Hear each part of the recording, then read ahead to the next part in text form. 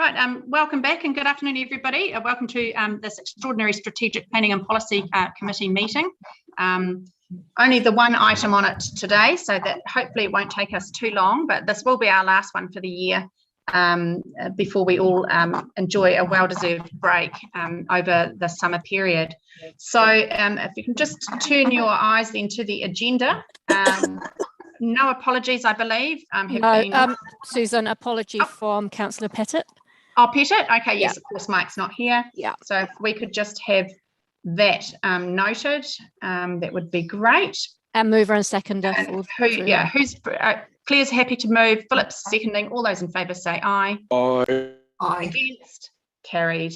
Fantastic. Then moving on then to the disclosures of members' interest. Does anybody have a conflict of interest in respect of the matter before us today? Philip, you've got your hand up. Yeah, I'm probably just a little clarification. On page 7, in the third bullet point, it talks about the Cambridge Safer Community Trust, which I'm a member of. But on the recommendation, it doesn't have anything in there, although it has recommendation on the Mighty River Domain, but not the Safer Community Trust. So have I got a conflict there or not? There's no. Look, I don't see it as being material, but thank you for raising the fact that you are involved with one of those entities. Does anybody else disagree? Susan, I'd be the same with ComSafe. Look, I don't think that they're material conflicts that would give rise to concern. As you pointed out, they're not subject to any of the recommendations appearing in the report, only just in some of the narration. So thank you for raising that, both Bruce and Philip, all the same. Madam Chair, just wondering, Liz could chip in here, there might be a conflict later on with what we're suggesting. That was all. Liz? Yeah, so I guess two things from me. One is I do intend to advocate for ComSafe to receive some monies out of the leftover money. So that was, part of what I wanted to talk about today. And obviously, just with Mighty River, in the recommendation, Mighty River Domain potentially receiving some monies for the fencing. However, just pointing out this was a staff decision. I was not part of that meeting as such. Madam Chair, I think Liz has got a different perspective than Phil and I, where we stand involved with those organisations. So I think it's totally, she's above board there. Yeah, no, I have no difficulty there, Liz. Phil. Yeah, I mean, Liz, just clarification. Liz mentioned ComSafe, that's Te Amutu, where the Cambridge Community Trust, so Safer Community Trust. Safer Communities Trust, yeah. Okay. Yeah. Oh, sorry, I was actually intending to advocate for both organisations. Yeah. Thank okay. You, look, thanks for declaring and opening those potential conflicts up for discussion. Liz, I don't actually think, I'm glad that you raised that because clearly you have connection to the domain, but I don't perceive that as being a particular matter from which you're personally going to benefit. To be fair, it's and as you say, it's a matter that the staff have actually recommended, and took no part in that. So I don't have a difficulty with that. So with that said, we should then move on perhaps to the own single item, which is the COVID-19 Recovery Fund. And I believe we have Gary Knight in here. Hi, Gary. Nice to see you. Hi, Susan. Thank you, Madam Chair. Thanks again. Welcome again, councillors. Yeah, so just revisiting the fund, which I think we discussed at an earlier SPMP committee. The reason for the special meeting, obviously, is that we are looking to remove the delegation from the community group, which was established last year to allocate the fund, and to disestablish that group. That can only be done by the committee which established that delegation in the first place, hence why we're back with you today rather than dealing with it earlier in council. So what as explained, we want to remove the delegation from the community group and I guess seek a more responsive mechanism to apply these funds, and that really reflects changing situation that we've had through the Delta lockdown and the need to respond to that, but also, I guess, the original recovery was much better than we expected when that fund was being established. So, as I said, not exactly what we were expecting along the way. So we're seeking a process that'll be able to respond more rapidly to the needs as they arise, and the suggestion is that you delegate the Chief Executive in consultation with His Worship the Mayor to be able to make allocations from the fund. So the criteria that we're suggesting there, again, has emerged from earlier discussions with you, particularly looking at areas such as community safety, supporting hospitality and retail, vaccination events, and community events also that hopefully when we're on the other side of COVID, that we can just have some feel-good type occasions in the community. But also we are looking at local activities and projects that promote response and recovery as well. So we'll keep looking for those opportunities, and especially across the spectrum of well-beings as well. So a little more open than what we've been sort of in the more socially targeted focus that we've had initially in the fund. So we aren't envisaging an application process. It is still probably more identifying opportunities that come along, and some of those I'm sure you will put in front of us as well. To date, we have identified some potential candidates for those funds, and first of those, and probably the most urgent, again, reason for bringing this before you today. There is an opportunity, I guess, for temporary fencing at the Mighty River Domain, and that really is to, I guess, allow the use of vaccine passes, particularly in the orange and red traffic light settings, to be able to hold community events there. We're going to need to have a fenced area. We are looking at hiring temporary fencing there. Our property department has been investigating this and looking for sort of late January through to April for that hireage, which is around a $20,000, it's about $20,000 fee for that. But we feel that isn't important. It's not just about events at the lake, which are an important, I guess, important part of the community summer, but also they do have a flow-on effect to businesses in Waipa as well. So that's probably the first one, and that we want to discuss with you today.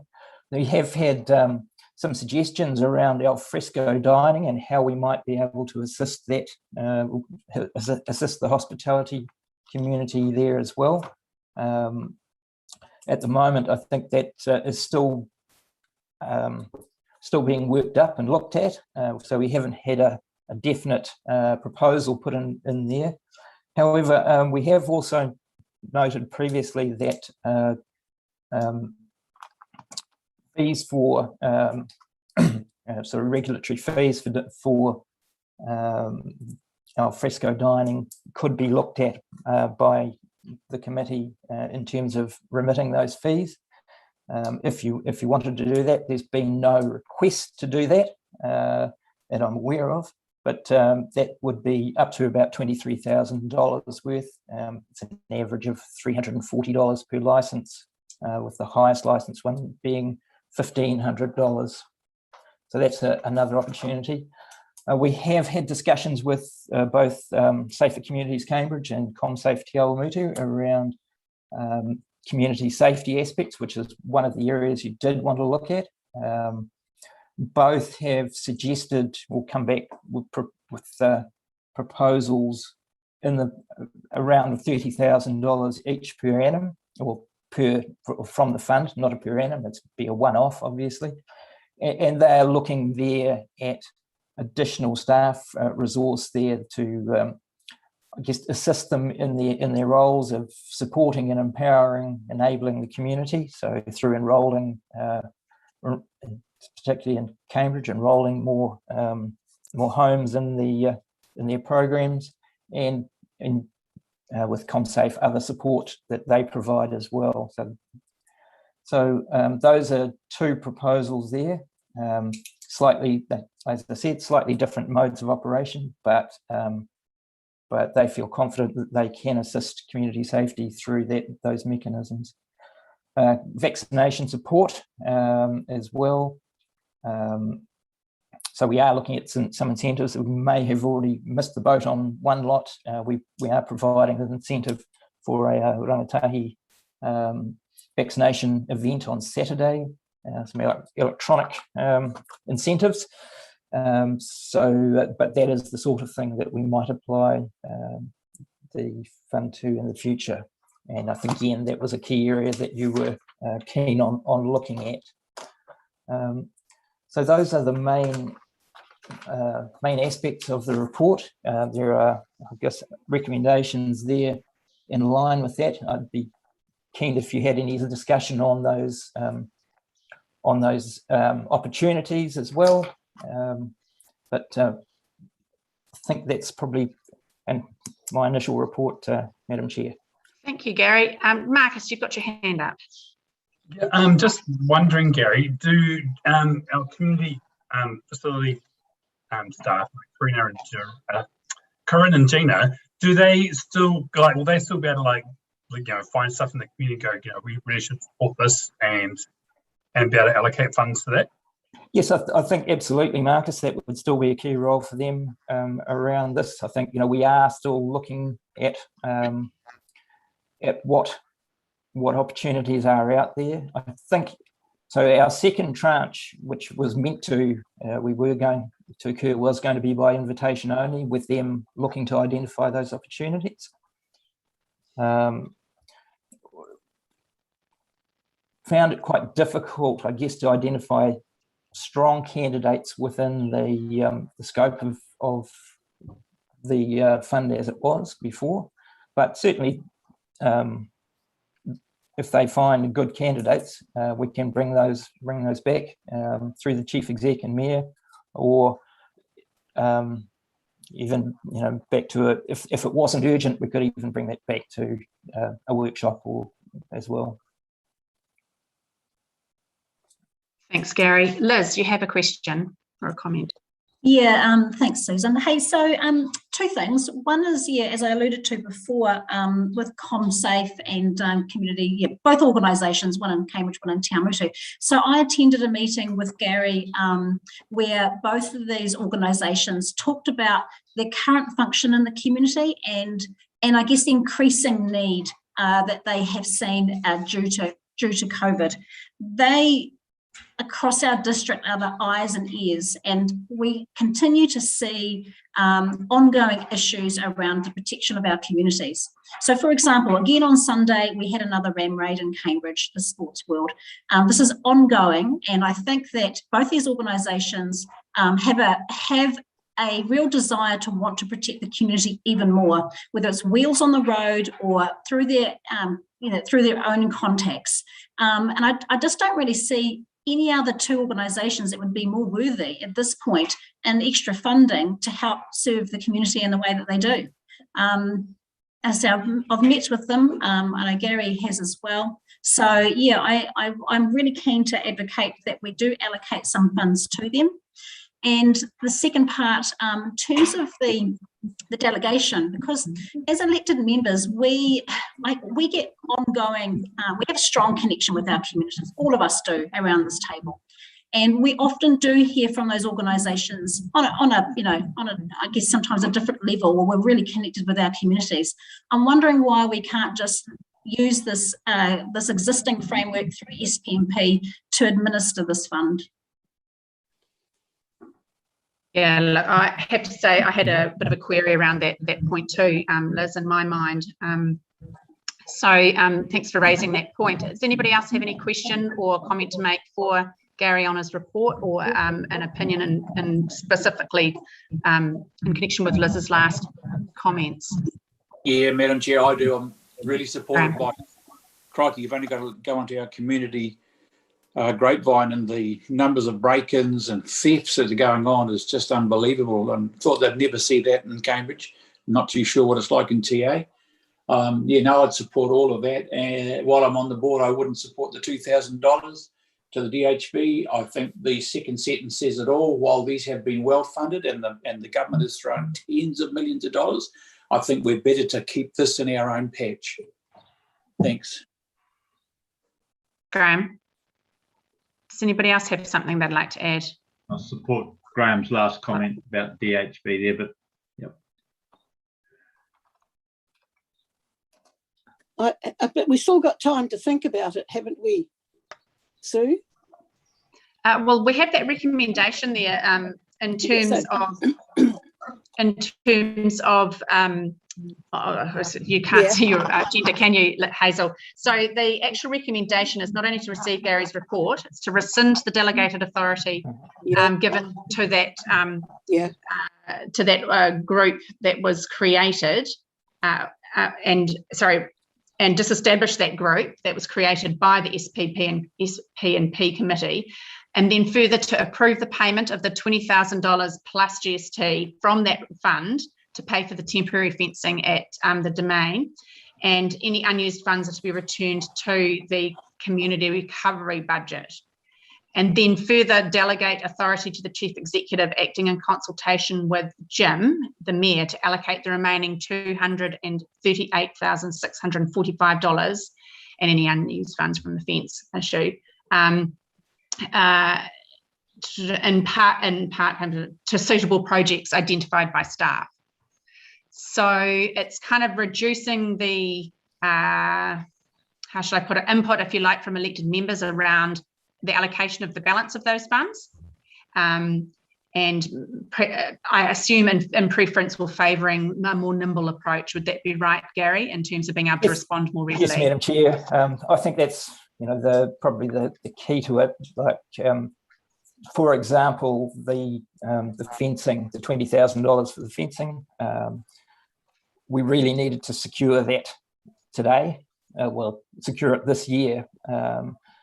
So it wasn't we weren't able to wait until February to come back to you around that. So it's just it was just about having some nimbleness around that. I was only asking that question. So I agree with everything that you've said today, and particularly ComSafe. And, I think they deserve all the help that they can get. I was wondering, so how much is left? Is that going to just stay there until we find another project to? Well, that's the intention, I believe, Hazel. We've got 238 odd thousand left. Yeah, right. 238. That's 238 is after the 20,000 for the fence. Yeah. Yeah. So Claire, you had your hand up, or Gary, did you have something that you could have, Gary Dyett, that is to answer or address the issues we raised? Yes, Madam Chair, I'm very conscious that decisions to allocate this fund need to be with elected members, and it's not me. The reason for the recommendation structured the way it is so we don't have to go through a committee process to allocate the money if there's an urgent situation. But critically, happy to be informed by however you like when it comes to spending that money. I'm just conscious that this is an elected member fund, and that the decisions ought not be made by staff. Yeah. Claire, did you have some comments there? Yeah, well, I was just going to pick up about ComSafe and safer communities, because I just feel that the need's probably there right now, and that could this committee now, resolve that we would fund them to the degree that they've requested, so that they don't have to wait until the new year, or not have to go through staff to try and get Gary and Jim to, I'd certainly be in favour of making sure the funds came to them, well before Christmas. That's a good point, Claire. Does that find any favour amongst the members? Claire, sorry, Liz, you have your hand up. Yeah, certainly. I think that's a really good move, actually, Claire. So if we can amend or create a new recommendation that 30,000 each to each of those organisations, we can move a motion today. If that can be included, that would be really good. Okay, so does anybody have any opposition to that notion of allocating that funding straight up? So that's another 60 gone from that 238 odd thousand. No, it's just the right time of the year for this to happen right now. Going into February is far too late, far too late. Yeah. Okay, so that's finding a lot of favour. I think that's a really good suggestion, Claire. So Kieran, Claire Davies, are you able to work on adding a further approval of payment, perhaps an additional between the D and E on the current recommendation? Are you able to do that for us? Yep, just so in between D and E, so you want E to be a new recommendation and F to be the delegate authority to the chief. Please. Okay, so how much were you wanting? I think it's 30,000. 30,000 for each of them, I think was the suggestion. And it was for what organisations, please? It was for Safer ComSafe Te Awamutu and Cambridge Safer Community Trust. They both appear on page 4 of the report. Excuse me, Madam Chair, should we be leaving? Philip, did you have something to? Should we be leaving the room now? Now this is the recommendation.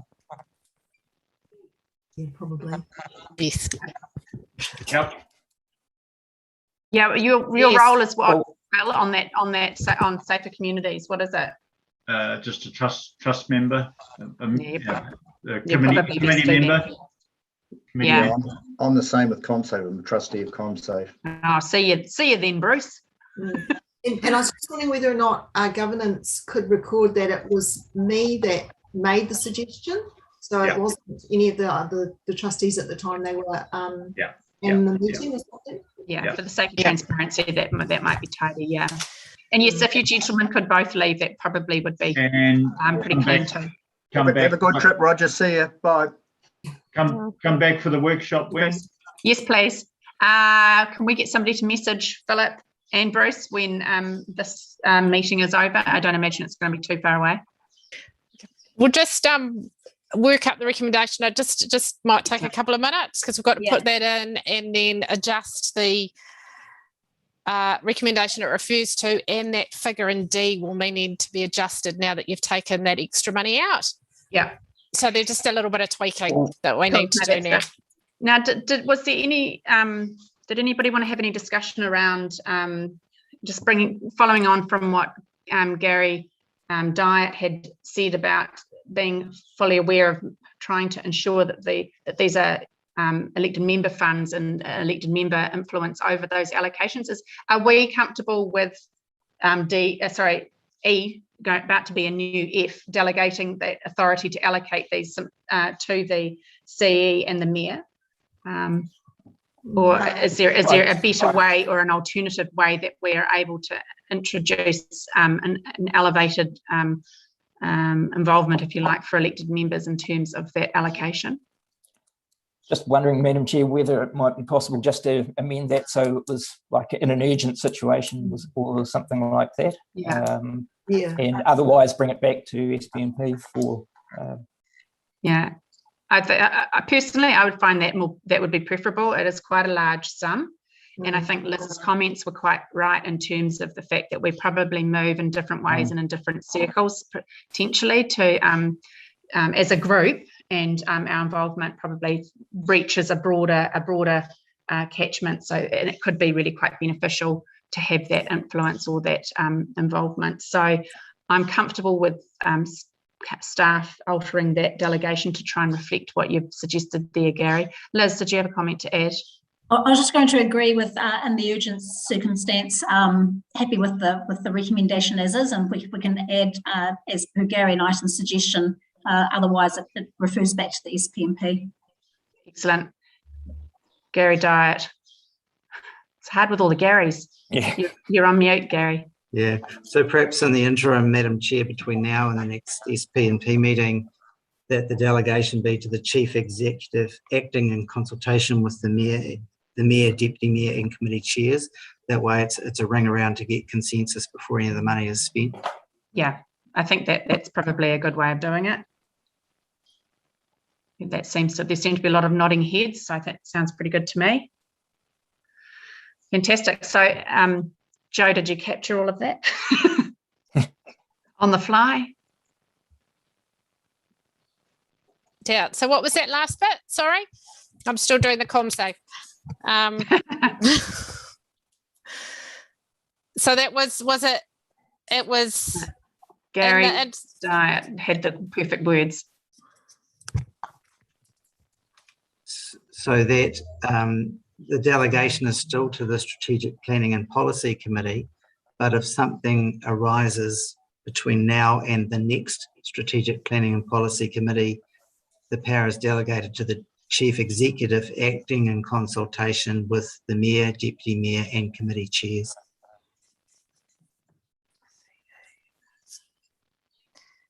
Yeah. Madam Chair, just also while you're preparing that, there was that issue about alfresco dining licences and whether you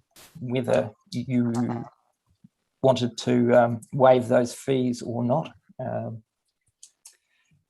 You had said, as I said, we haven't had a request. I think it was an idea that was mooted at one point, but we're just about to close, send out invoices for those. So just wanted to clarify that before we did.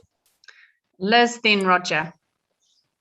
Susan, so yeah, we had a Zoom call with hospitality owners of the Cambridge Chamber of Commerce a few weeks ago, and I guess looking at how they thought they might need assistance going forward, and offered, I guess, some options around that. We didn't see a large take-up. There wasn't a great presence, but there also didn't seem to be a massive urgency either. So I guess it's something I'm monitoring really, really closely at the moment. But what I do see is lots of hospitality occurring at the moment, lots of full tables, and I get a sense that it's kind of business as usual. So I'd love to hear from other hospitality owners who think differently, but at the moment I'm not seeing or hearing a call to action. So until I do, I guess I don't really feel comfortable, suggesting anything at this point. Thanks for your observations there, Liz. I kind of would suggest that as it hasn't been asked for, then we're probably not wise. Would probably be wise to just leave as is for now. Roger, did you have something you want to add? Yeah, I'm a great believer in outside dining, and I think with the wonderful wide pavements that we've got to utilise those, particularly during the summer months. So if there was a request came from the Chamber that supported this, then I would certainly support it. But I agree that there's got to be a generated request comes through to indicate that they would like that to happen. But I certainly think it's a great thing to do. Yeah. You won't be dining, Roger. You won't be dining al fresco these holidays. Graham. Yeah, Madam Chair. No, I'm just looking at. They're still waiting for further information, and with what Gary and the Mayor and the Chair have got sorted out in terms of what is happening, who can make decisions, that can actually happen quite quickly if they come back to us in the next 2 or 3 days. Yeah. Yeah.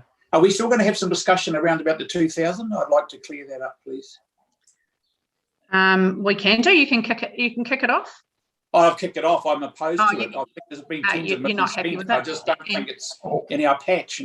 Before Philip left the room, he opposed it as well. Look, my personal view is that I don't think that's our space, and I do believe there has been a lot of public funding allocated. So I kind of agree with you, Graham, on that one. Does anybody else have a wish to express an opinion on that sort of suggestion? It's not obviously part of the recommendation, but it is one of the notional ideas floated out there. The 2,000 for what, Susan? Oh, there was just a suggestion. It's not in the recommendation, but one of the potential candidates could be as a result of our last discussions around this was that we asked staff to look at options to support vaccination campaigns. Oh, right. It was ultimately an amount of about 2,000 sort of bandied around. but there had been discussions had with one to DHB, and that was sort of the amount that they came up with. Now, Susan, I need to tell you this. If I drop off, it's because I'm down to 5%. Even though I've come into the office and I'm plugged in, it's still going downwards. Oh dear. Okay, Hazel, well, we'll talk fast. Gary Knighton, did you want to add something there?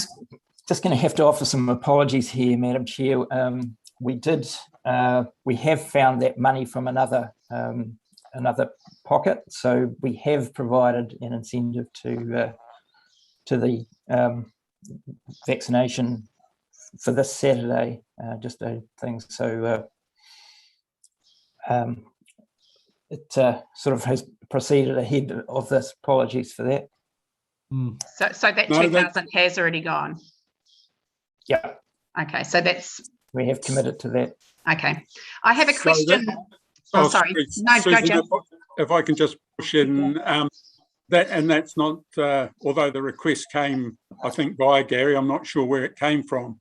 I authorised that out of the Mayoral Relief Fund, and it was just to try and encourage people to get there and get vaccinated. It was a one-off because I have the same concerns, but anything we can do to get people vaccinated is really important. And so I said, well, if there was no other fund, then that Mayoral Relief Fund, but I was very mindful of the concerns that were being raised. But look, even if it meant one more person got vaccinated, it's worthwhile. But look, I agree with your comments this afternoon that the Ministry of providing all of the public funds, but as I say, just trying to encourage young people in particular to get vaccinated is really important. Thanks for clarifying that, Jim. Ken, you've just popped up. Did you have something you wanted to add, or are you just wanting to smile to us? Happy to smile. Although actually now you've drawn attention to my presence. Your Worship, could I just correct you on the name of that fund? It's the Mayoral Discretionary Fund rather than the Mayoral Relief Fund. Excellent. Thank you for that. Look, I have a quick question for you, Gary Knighton. That $20,000 for that temporary fencing, how long is that for? Is that just for the summer? Yes, just goes from late January through to April, I believe. Okay, excellent. Thanks for that. Now, Miriata, I'm sorry, Graham. Miriata first, then Graham. Yep.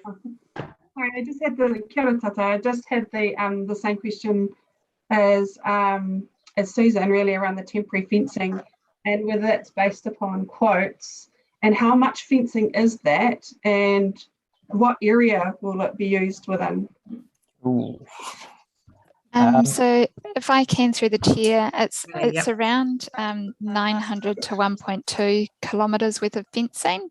So it is quite significant. There are setup and de-establishment costs as well as monthly costings for the fence being in situ. In terms of the location of the fence, it is enabling, and Liz will have a better name for this area than I do, it is enabling the bottom sort of a terraced or the events space to be fenced off, as well as I understand the cafe will be inside that space as well. So hopefully that answers the questions. Okay, so thanks, Sally. So is that for, sorry if I'm missing something here, but is that for the whole of the summer, that whole area is closed off to the public, or for vaccinated people to come in and out of? So if I can through the chair, the fence is to enable events to occur under red and orange under the framework, and so that requirement is for vaccination. While it's obviously not being used for events as such, then it will be, I understand, open for the public to utilise the space as they normally would. So it's just to really. And just last question. Yeah. Go for it. You go ahead, Sally. So essentially, in order to we're having technical issues here, I think. Sally, how about you go, and then Miriata. Yeah, there seems to be a bit of a delay. Sorry about that.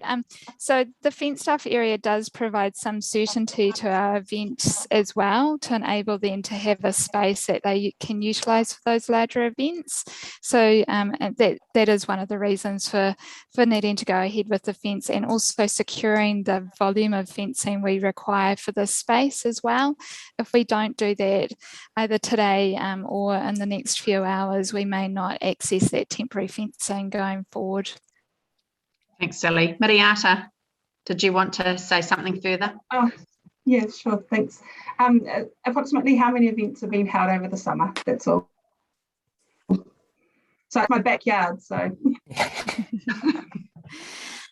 In terms of the latest numbers, we can provide that to you. I'm not 100% certain of what the numbers are currently, but there are still quite a few events, and I know Rowan is still very much keen to get underway. So in terms of actual numbers, I don't have in front of me at the moment, Miriata. Thank you. I think though, through you, Madam Chair, it's also, I think the fence is about giving confidence to some of those events providers that they can actually proceed to have an event out there. Yeah. So it may, I don't know, may bring some more events. Okay, now Graham Weber, did you have something you wanted to add? Yeah, I was feeling a bit grumpy because we started off the meeting and we're going through all the finances, and out of left field after 20 minutes, we get told that we've got $2,000 from somewhere else, we don't need it. That should have been front of mind, and I just think it's poor. I honestly think it's poor. Oh, apologies for that, Graham. I didn't intend to mislead you. Yeah, I mean, Gary did apologise to the chair and tidied up the perhaps misunderstanding in terms of that matter. But I mean, your comments and understood, Graham. So on how are we going, Joe, in terms of the amended recommendations? Oh, yeah. Oh, look at that. Oh, fabulous. Yes. Look at us go. So recommendations A, B, C, and D are all unchanged. We've added an E, approving the payment of $30,000 plus GST to ComSafe Te Awamutu and a payment of $3,000 plus GST to Cambridge Safer Community Trust. Was it 3 or 30? 30, sorry. 30. Yep. It's 30, sorry. Yep. From the Waipa District Council Community Recovery Budget Fund budget, and then F is significantly changed from the former E, which is note that the authority to allocate funding for the Waipa District Council Community Recovery Fund budget will remain with the Strategic Planning and Policy Committee. However, the Strategic Planning and Policy Committee delegates authority to the Chief Executive, acting in consultation with His Worship, the Mayor, Deputy Mayor and relevant committee chair, to allocate funding for any urgent requests for funds from the Waipa District Council Community Recovery Fund budget that are required to be processed as a matter of urgency before the next Strategic Planning and Policy Committee meeting, should it not say? Yes, indeed. The last word, meeting. Yeah. That seems to cover it all to me, in my mind. Does anybody? Can I just about the fact that it includes the relevant committee chair, because the way Gary said it, it sounded like it would be all the committee chairs that have a ring around.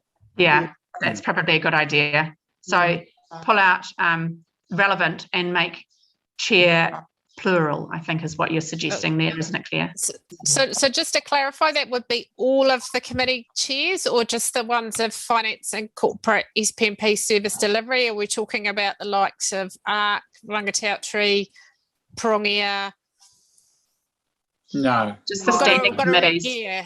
It's just the standing three, isn't it? Yeah, the iwi committee, consultative committee, they have those chairs that are the standing committees, yeah, those special. Yeah, they're the standing ones. Well, so yeah, I suppose. Yeah, so would it be, and so it would be Deputy Mayor and the committee chairs for strategic planning and policy, service delivery and finance and corporate. That's what the wording should be.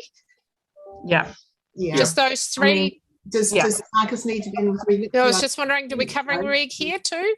What do you think, Marcus? Yeah, I don't think so. I agree. Yeah, it can be. Yeah. Ken's waving your hand around. What do you want? Did you want to add something, Ken? Yeah. What do you want? Look, just through the chair. So look, and actually, sorry, I did miss a bit of the earlier discussion, but I noticed that reference before the next Strategic Planning and Policy Committee meeting. So essentially that is February of next year. So is this enablement only between now and February? Was that the intention, or it's not an ongoing thing? It's just a question really in terms of what your intent is, because my reading of what you've got in front of you only gives us enablement until the February SPP meeting, and I wasn't sure that was the case. I thought you were looking for the ability to deal things with, to be nimble and deal with things with urgency in between SPP meetings. Well, my understanding is that that clause refers to an interim arrangement, and then the decision making in terms of the allocation of funding from once that interim period expires sits still with the SPNP committee. Okay, so if that was the intention, then your wording is probably fine. Like I say, it's I did miss a bit of the earlier conversation. Yeah. It's just to enable that ability to act if there's something urgent. But not place all care, responsibility, and power, I guess, with Jim and Gary indefinitely. Okay. Cool. Right. That being the case, those are our recommendations. Is there somebody who's happy to move those for me? Marcus is happy to move. Liz is happy to second. All those in favour say aye. Aye. Aye. Against? Carried. Excellent.